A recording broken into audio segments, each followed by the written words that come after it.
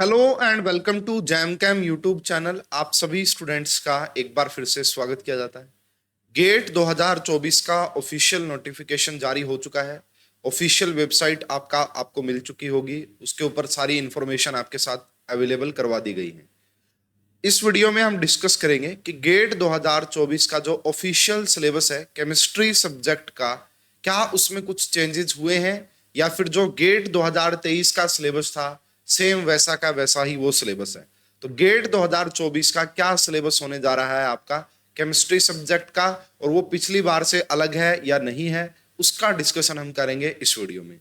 अगर आप गेट 2024 की प्रिपरेशन करना चाहते हैं केमिस्ट्री सब्जेक्ट की, CSR नेट दिसंबर 2023 की प्रिपरेशन करना चाहते हैं या फिर किसी भी सेट एग्जाम की प्रिपरेशन करना चाहते हैं, तो आप प्ले स्टोर से हमारी ऐप डाउनलोड कर सकते हैं पढ़ रहे केमिस्ट्री। वीडियो के डिस्क्रिप्शन में भी आपको लिंक मिल जाएगा। यहाँ पे हमने एक कोर्स डिजाइन किया है इन सभी एग्जाम के लिए, जिसमें आपको कंप्लीट सिलेबस के video lecture, test series, previous year paper का सॉल्यूशन मिलेगा और बहुत ही अफोर्डेबल फीस के अंदर। ठीक है, और एक बार आप ऐप को डाउनलोड कीजिए, वहां पे डेमो वीडियोज हैं वो चेक कीजिए। अगर आपको डेमो अच्छे लगे तो ही आप हमारा कोर्स ज्वाइन कर सकते हैं। अगर आपको डेमो अच्छे लगते हैं तो आप कर लीजिएगा, वरना फिर कोई भी प्रॉब्लम नहीं है। चलिए, तो इस वीडियो में हम देखते हैं गेट 2024 का ऑफिशियल सिलेबस क्या है। तो ये गेट 2024 की ऑफिशियल वेबसाइट है। अगर यहाँ पे जाते हैं गेट पेपर पे क्लिक करेंगे, गेट 2024 पेपर एंड सिलेबस पे क्लिक करेंगे तो आपके पास कुछ ऐसा पोर्टल आ जाएगा। और यहाँ पे जब आप देखेंगे तो केमिस्ट्री सब्जेक्ट पे क्लिक करेंगे तो एक फाइल डाउनलोड हो जाएगी। वो फाइल मैंने ऑलरेडी डाउनलोड कर रखी है, तो ये आप देख सकते हैं। ये आपका गेट 2024 का ऑफिशियल सिलेबस है ना। और इस बार आप सभी को पता है कि गेट 2024 कंडक्ट करवाया जा रहा है, ऑर्गेनाइज किया जा रहा है IISc बेंगलुरु के द्वारा। ठीक है, तो भाई पहली बात यह है, सर जो गेट 2023 का सिलेबस था क्या उससे कोई चेंजेस हुए हैं? तो मैं ये कहूंगा बिल्कुल भी कोई चेंजेस नहीं है, एक वर्ड भी चेंज नहीं किया गया है। सिर्फ और सिर्फ बस यहाँ पे लोगो लगा दिया गया है गेट 2024 का। तो जो गेट 2023 का सिलेबस था एंड गेट 2024 का जो सिलेबस है वो बिल्कुल सेम है, उसमें आपका कोई भी चेंजेस नहीं किए गए हैं। उसमें आपका कोई भी चेंजेस नहीं किए गए हैं। तो ये मेरे पास है गेट 2024 का ऑफिशियल सिलेबस। मैं आपको 23 का भी सिलेबस दिखा देता हूं। अगर आप 23 का भी देखेंगे तो ये आपका 23 का है। मैंने पूरा इसको अच्छे से जो है एनालिसिस कर लिया है। कोई भी टॉपिक यहाँ पे ना हटाया गया है ना ऐड किया गया है, कोई वर्ड भी यहाँ पे आगे पीछे नहीं किया गया है। तो बिल्कुल जो गेट 2023 का आपका ऑफिशियल सिलेबस था वही आपका गेट 2024 का भी ऑफिशियल सिलेबस है। थोड़ा सा डिस्कशन कर लेते हैं कि क्या क्या टॉपिक्स होते हैं गेट के एग्जाम में। वैसे तो मैंने गेट 2023 के जो सिलेबस था उसके ऊपर एक डिटेल वीडियो बना रखी है, एक एक टॉपिक को एक्सप्लेन कर रखा कि कौन कौन से टॉपिक आपको पढ़ने हैं। तो आपको भी यहाँ पे मैं बता देता हूँ मेन मेन कौन कौन से टॉपिक आपका जो आपको पढ़ने हैं। देखिए, सबसे पहले यहाँ पे फिजिकल केमिस्ट्री का सिलेबस दिया हुआ है। यहाँ पे आप देख रहे होंगे कि स्ट्रक्चर, लेकिन इसके अंदर 4 से 5 टॉपिक लिखे हुए हैं स्टूडेंट। इसके अंदर आपका 4 से 5 टॉपिक कवर है। अगर आप यहां से लगते हैं पोस्टुलेट से और आप आ जाते हैं लगभग यहां तक रिजिड रोटर तक, तो ये सारे जो टॉपिक्स हैं this is related to quantum mechanics. ये आपका क्वांटम मैकेनिक्स से रिलेटेड है। उसके बाद अगर आप यहाँ हाइड्रोजन से शुरुआत करते हैं और आप पहुंच जाते हैं यहाँ एटॉमिक यूनिट्स तक, तो ये जो पोर्शन होता है, ये जो टॉपिक होता है, ये है आपका एटॉमिक स्ट्रक्चर, है ना। आपका जो स्क्रोडिंजर वेव इक्वेशन वगैरह वो सब इसी में आती है। इसके बाद आप देखिए next topic molecular structure and chemical bonding. तो यहाँ पे अगर आप यहाँ से शुरुआत करते हैं और यहाँ तक आप पहुंचते हैं तो थर्ड टॉपिक यहाँ पे जो हिडन है दैट इज केमिकल बॉन्डिंग। वैसे आपको केमिकल बॉन्डिंग इनऑर्गेनिक केमिस्ट्री में पढ़ाते हैं, बट यहाँ पे इन्होंने लिखा हुआ है केमिकल बॉन्डिंग को। ठीक है, तो 3 टॉपिक ये हो गए, quantum mechanics, atomic structure and chemical bonding. इसके बाद अगर हम नेक्स्ट टॉपिक पे चलते हैं तो ये आपका आ गया जी ग्रुप थ्योरी। ये आपका ग्रुप थ्योरी है। ठीक है, next topic, fourth topic is your group theory, symmetry element, operation, point group, character table, internal coordinate, यानी कि पूरा डिटेल में ग्रुप थ्योरी आपका हो गया। इसके बाद है स्पेक्ट्रोस्कोपी, फिजिकल स्पेक्ट्रोस्कोपी आप इसको बेसिकली बोल सकते हैं, atomic spectroscopy, RS coupling, term symbol, spectral details, origin of selection rule. तो यहाँ पे देखो सारी फिजिकल स्पेक्ट्रोस्कोपी आ जाती है, rotational, vibrational, electronic, Raman spectroscopy, है ना। उसके बाद लाइंग, बोर्डनिंग, आइंस्टाइन कोफिशिएंट, ये सब आपका यानी कि पूरा फिजिकल स्पेक्ट्रोस्कोपी का टॉपिक है। उसके बाद देखिए स्टूडेंट, आपको लग रहा होगा ये इक्विलिब्रियम नाम का टॉपिक है, बट इसके अंदर 5 से 6 टॉपिक है स्टूडेंट। इक्विलिब्रियम जो देख रहे हैं आप, इसके अंदर 5 से 6 टॉपिक आपका हिडन है यहाँ पे। सबसे पहले अगर आप यहां से शुरुआत करते हैं लॉज ऑफ थर्मोडायनेमिक्स से और आप पहुंच जाते हैं यहां तक, तो ये वाला जो टॉपिक है, ये वाला जो पोर्शन है, दिस इज थर्मोडायनेमिक्स। ये क्या है, पहला टॉपिक यहाँ पे क्या लिखा हुआ, थर्मोडायनेमिक्स। उसके बाद ideal, non ideal solution, routes law, Henry's law, इसको आप बोल सकते हैं सॉल्यूशन चैप्टर, लिक्विड सॉल्यूशन, है ना। जो कोलिगेटिव प्रॉपर्टी वगैरह थी वो सब कोलिगेटिव। तो सेकंड टॉपिक यहाँ पे मैं लिख देता हूं आपका सीपी, कोलिगेटिव प्रॉपर्टीज, एंड उसका बेसिक पोर्शन सॉल्यूशन में जो पढ़ाया जाता है। उसके बाद आपका आ गया यहाँ पे केमिकल इक्विलिब्रियम। क्या आ गया, next topic is your chemical equilibrium. उसके बाद देखो स्टूडेंट, यहां से स्टार्ट हो जाती है electrochemistry, ionic mobility, conductivity, Debye Huckel limiting law. तो इस पूरे को अगर आप देखते हैं यहां तक, तो यहां पे जो फोर्थ टॉपिक है दैट इज इलेक्ट्रोकेमिस्ट्री। उसके बाद जो नेक्स्ट टॉपिक है दैट इज फेज इक्विलिब्रियम। यहां से देखो ये हो गया ना फेज रूल, ये सब सारा, तो ये क्या आ गया आपका फेज इक्विलिब्रियम। इसके बाद जो नेक्स्ट टॉपिक है student that is statistical thermodynamics. क्या आ गया यहाँ पे नेक्स्ट टॉपिक, स्टैटिकल थर्मोडायनेमिक्स।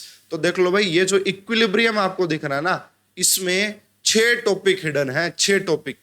तो ये काफी बड़ा टॉपिक है भाई, ये अगर आप देखेंगे, इसको पढ़ेंगे, इसी में आप 2 टॉपिक और ऐड कर ले मेरे हिसाब से। इसमें आप आयोनिक इक्विलिब्रियम भी ऐड कर लेना, और इसमें आप थ्योरी ऑफ गैसेस वो भी ऐड कर लेना, क्योंकि ये भी इन्हीं से जुड़े हुए टॉपिक है और इनसे भी अक्सर क्वेश्चन हमें देखने को मिलते हैं हमारे एग्जाम में। ठीक है, तो ये वाला इतना डिटेल का टॉपिक है भाई। इसके बाद अगर हम आगे बढ़ते हैं तो ये आ गया जी आपका केमिकल काइनेटिक्स। तो केमिकल काइनेटिक्स में हम 4 से 5 चैप्टर पढ़ते हैं। एंजाइम कैटालिसिस भी यहीं पे है, kinetics of photochemical and photophysical process भी यहीं पे है ना। आपका जो कोलिजन थ्योरी है वो भी यहीं पे है। उसके बाद आपका जो बेसिक पार्ट होता है केमिकल काइनेटिक्स का वो भी यहीं पे है। यानी कि पूरा का पूरा डिटेल केमिकल काइनेटिक्स, पूरा का पूरा डिटेल केमिकल काइनेटिक्स। इसके बाद यहाँ पे जो टॉपिक लिखा हुआ है दैट इज सरफेस केमिस्ट्री। क्या है, सरफेस केमिस्ट्री में फिजियोसॉर्प्शन, केमियोसॉर्प्शन, लैंगम्यूर, फ्रेंडली के सब वो आपका आ गया। इनऑर्गेनिक केमिस्ट्री में पीरियोडिसिटी एंड पीरियोडिसिटी तो है ही नहीं, केमिकल बॉन्डिंग मेंशन कर रखा है फिजिकल में। उसके बाद यहाँ पे आ जाते हैं मेन ग्रुप एलिमेंट्स। तो इसमें आपको हाइड्रोजन भी पढ़ना है, एस ब्लॉक भी पढ़ना है, पी ब्लॉक भी पढ़ना है। तो यहां तक है ये मेन ग्रुप। इसके बाद एक और टॉपिक है आपका एसिड बेस केमिस्ट्री, है ना। Acid base chemistry, hard and soft acid base. Hard soft acid base का जो कंसेप्ट होता है वो आपको पढ़ना है, यानी कि इसमें 2 टॉपिक लिखे हुए हैं। ये जो आप देख पा रहे हैं स्टूडेंट ट्रांजिशन एलिमेंट्स, ये है आपका coordination chemistry. Most scoring topic coordination. ये पूरा कोऑर्डिनेशन है स्टूडेंट। इसमें 5 चैप्टर्स होते हैं कोऑर्डिनेशन में, सब कुछ आ जाता है यहाँ पे आपका, सब कुछ पूरा डिटेल में आ जाता है ना। रिएक्शन मैकेनिज्म आ गया, मैग्नेटिक प्रॉपर्टीज आ गई, इलेक्ट्रॉनिक स्पेक्ट्रा आ गया, बॉन्डिंग थ्योरीज आ गई, जेटीडी आ गई, टर्म सिंबल आ गए, है ना। सब कुछ जितना डिटेल में हो सकता है वो सब आपका यहाँ पे कोऑर्डिनेशन केमिस्ट्री। इसके बाद है भाई chemistry of F block element, lanthanides and actinides. ये छोटा सा पोर्शन है, यहाँ से एक ही क्वेश्चन आता है। उसके बाद है ऑर्गेनोमेटालिक कंपाउंड्स, तो इसको भी काफी डिटेल में पढ़ना है। 18 electron rule, metal carbonyl complexes, सब कुछ यहाँ पे पूरा डिटेल में पढ़ना है इसको भी। उसके बाद है नेक्स्ट टॉपिक रेडियो एक्टिविटी, इससे भी एक ही क्वेश्चन आता है, पढ़ लीजिएगा इसको भी। बायो इनऑर्गेनिक केमिस्ट्री इजी आती है, गेट की ज्यादा टफ नहीं आती है ना। तो इसमें सोडियम पोटासियम पंप हो गया, ऑक्सीजन बाइंडिंग जैसे हीमोग्लोबिन, मायोग्लोबिन, ये सब हो गए, है ना। तो ये आप देख सकते हैं। सॉलिड स्टेट यहाँ पे लिखा हुआ है स्टूडेंट, इसमें Miller indices, crystal packing, crystal defects, Bragg's law, ionic crystals, ये सब टॉपिक यहाँ पे है। और यहाँ पे लिखा हुआ है इंस्ट्रूमेंटल मेथड ऑफ एनालिसिस। ये इनऑर्गेनिक केमिस्ट्री का ही पार्ट है। इसमें एक तो आपका ये बेसिकली क्रोमेटोग्राफी आ जाती है ना, ये सब टॉपिक आ जाते हैं। इसी में भाई आपको इनऑर्गेनिक स्पेक्ट्रोस्कोपी में 2 पढ़ना होता है मेनली, तो ESR या इसे EPR भी बोला जाता है, एंड सेकंड इज मोजबर स्पेक्ट्रोस्कोपी। ये आप इनऑर्गेनिक में पढ़ सकते हैं और बाकी आपको अलग से पढ़ा दिए जाते हैं, ठीक है, अलग अलग उसके अंदर। फिजिकल में फिजिकल वाले आ जाते हैं, ऑर्गेनिक में ऑर्गेनिक। नेक्स्ट अगर आप देखेंगे स्टूडेंट, ये हमारा ऑर्गेनिक का सिलेबस है, तो इसमें जो सबसे पहला पोर्शन लिखा हुआ है दैट इज स्टीरियो केमिस्ट्री, पूरा स्टीरियो केमिस्ट्री। इसमें आपका ज्योमेट्रिकल भी है, इसमें आपका ऑप्टिकल भी है, कायरेलिटी भी है, कॉन्फॉर्मेशनल एनालिसिस भी है, टोपोसिटी भी है, सब कुछ पूरा डिटेल में, सब कुछ पूरा डिटेल में, ठीक है। उसके बाद सेकंड पोर्शन है आपका रिएक्शन मैकेनिज्म। यहाँ पे रिएक्शन मैकेनिज्म तो है ही है, साथ में स्टूडेंट रिएक्शन इंटरमीडिएट भी है। यहाँ पे देखिए, अगर आप देखेंगे reactive intermediates, carbocation, carbanion, carbene, nitrene, aryne, free radical, ये सब आपका यहाँ पे दो टॉपिक आ गए, ये रिएक्शन मैकेनिज्म एंड आपका इंटरमीडिएट। जीओसी भी पढ़ना भाई आपका, यहाँ पे एसिड बेस केमिस्ट्री सब पढ़ना, वो बेसिक पोर्शन भी आपको। उसके बाद सबसे डिटेल में तो यही टॉपिक लिखा हुआ है।